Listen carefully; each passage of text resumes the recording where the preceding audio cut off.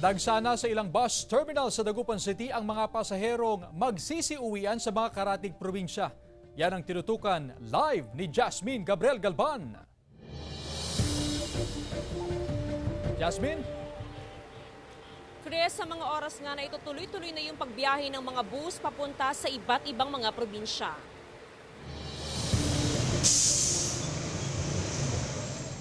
Alas 10 ng umaga kanina, ganito na ang sitwasyon sa ilang bus terminal sa Dagupan City. Pila na ang mga pasaherong pauwi sa probinsya ng Zambales.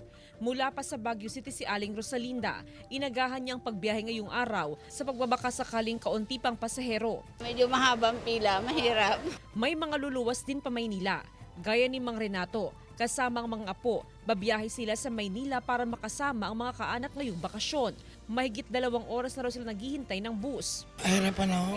Parami tao hanggang mamaya. Simula ngayong araw, inaasahan na ang pagdagsa ng mga pasahero sa mga bus terminal. Suspendido na ang 30 minutes interval sa biyahe ng mga bus. Extended na rin ang last trip papunta sa Baguio City at Zambales.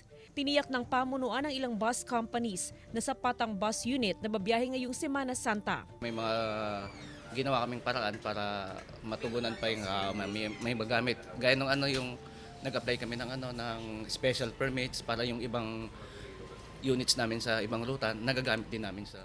Nagpaalala naman ang Land Transportation Office sa lahat ng mga motoristang babiyahe ngayong Semana Santa.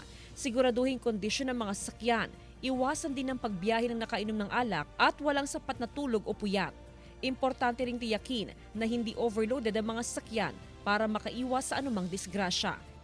Sa pagmamaneho at matulas ang... Chris, sa mga oras nga na ito, pila-pila pa rin yung mga pasahero dito sa bus terminal. Ipakita ko lamang yung sitwasyon. Actually, simula pa kaninang umaga, ganyan na karami yung mga passenger. Sila yung mga babiyahe actually papunta sa probinsya ng Zambales. Kung kaninang umaga ay meron pang 20 hanggang 30 minutes na interval na ipinapatupad. Ngayon, umaabot na lamang sa 5 hanggang 10 minutes, pinapayagan ng makabiyahe papunta sa kanilang destination yung mga bus units. Samantala, Chris, ang panawagan ng LTO sa mga babiyaheng motorista, i-check maigi yung kanilang mga sasakyan, make sure na kondisyon at para hindi makalimot, tandaan maigi yung blow bagets.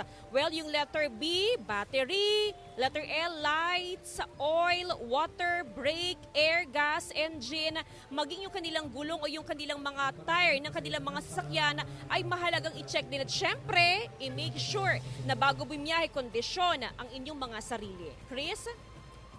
Maraming salamat, Jasmine Gabriel Galban.